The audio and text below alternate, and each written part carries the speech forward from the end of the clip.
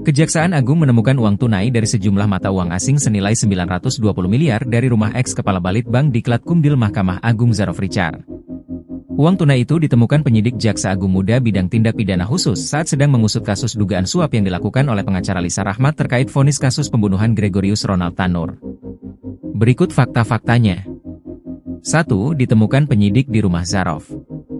Direktur Penyidikan Jaksa Agung Muda Bidang Tindak Pidana Khusus Kejagung Abdul Kohar menyebut uang itu ditemukan penyidik pada saat menggeledah rumah Zarof yang terletak di Senayan, Jakarta Selatan, pada Kamis 24 Oktober 2024. Penggeledahan dilakukan setelah penyidik terlebih dahulu menangkap Zarof di Hotel Le Méridien, Bali, terkait kasus suap yang melibatkan anak mantan politisi PKB, Gregorius Ronald Tanur. 2. Hasil maklar kasus sejak 2012 hingga 2022. Abdul menyebut dari hasil pemeriksaan terhadap Zarof uang senilai 920 miliar rupiah dan emas sebanyak 51 kg itu didapati sebagai biaya jasa pengurusan perkara di Mahkamah Agung sejak tahun 2012 sampai 2022. 3. Disimpan bentuk mata uang asing. Abdul menjelaskan dari temuan penyidik, mayoritas uang tunai itu disimpan oleh Zarof dalam bentuk mata uang asing di kediamannya. Rinciannya yakni dalam bentuk dolar Singapura sebanyak 74.494.427, dolar Amerika Serikat 1.897.362, euro 71.200, dolar Hong Kong 483.320 dan rupiah sebanyak 5.725 miliar. Selain itu turut ditemukan logam mulia emas antam dengan total seberat 46,9 kg.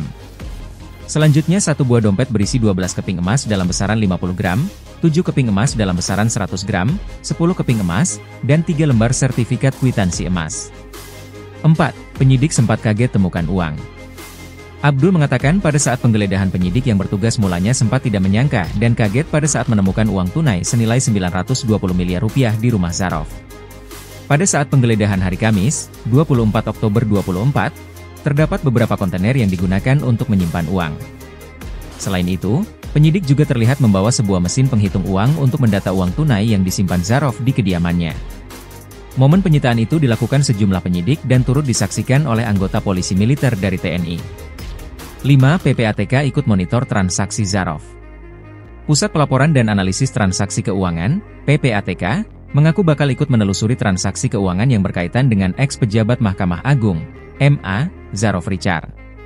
Kepala PPATK Ivan Yustiavandana mengatakan monitoring transaksi keuangan yang berkaitan dengan Zarof Richard sejak tahun 2012 sampai dengan 2022 akan dilakukan sesuai kewenangan lembaganya. Di sisi lain, Ivan mengatakan khusus dalam kasus Ronald Tanur, pihaknya sudah mulai melakukan monitoring transaksi keuangan usai Majelis Hakim PN Surabaya memberikan vonis bebas. Dalam kasus ini, Kejagung telah menetapkan eks-kepala Balitbang Diklat Kumdil MA Zarof Richard dan pengacara Lisa Rahmat sebagai tersangka kasus pemufakatan jahat suap dan gratifikasi pengurusan vonis Ronald Tanur di Mahkamah Agung. Keduanya dinilai terbukti melakukan pemufakatan jahat suap agar putusan kasasi di Mahkamah Agung juga turut membebaskan Ronald Tanur. Dalam kesepakatannya, Lisa menjanjikan biaya pengurusan perkara sebesar 1 miliar rupiah untuk Zarof. Sementara biaya suap sebesar 5 miliar untuk ketiga hakim agung yang akan mengurus perkara Ronald Tanur juga telah diserahkan dari Lisa kepada Zarof. Namun uang itu belum sempat diserahkan dan masih berada di rumah Zarof. 6. Kasus pembunuhan dini.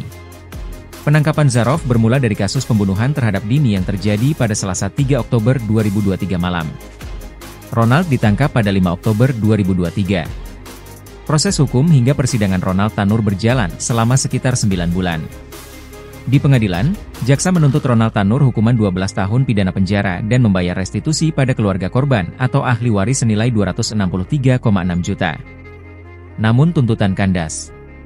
3 anggota Majelis Hakim PN Surabaya justru menjatuhkan vonis bebas terhadap Ronald Tanur pada Juli 2024. Tak ayal putusan bebas ini memantik kritik, kecurigaan dan ketidakpuasan dari berbagai kalangan.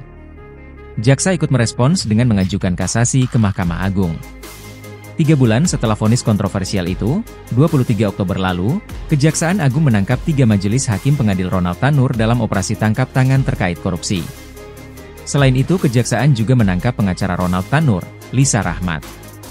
Dari sinilah, peran Zarof Richard mulai terungkap, karena ia diduga digunakan jasanya oleh Lisa Rahmat, agar di tingkat kasasi Mahkamah Agung Ronald Tanur juga dibebaskan.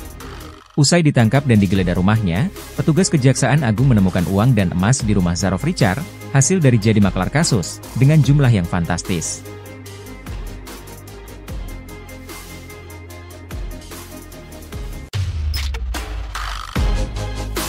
Terima kasih sudah menonton, jangan lupa like, subscribe dan share ya.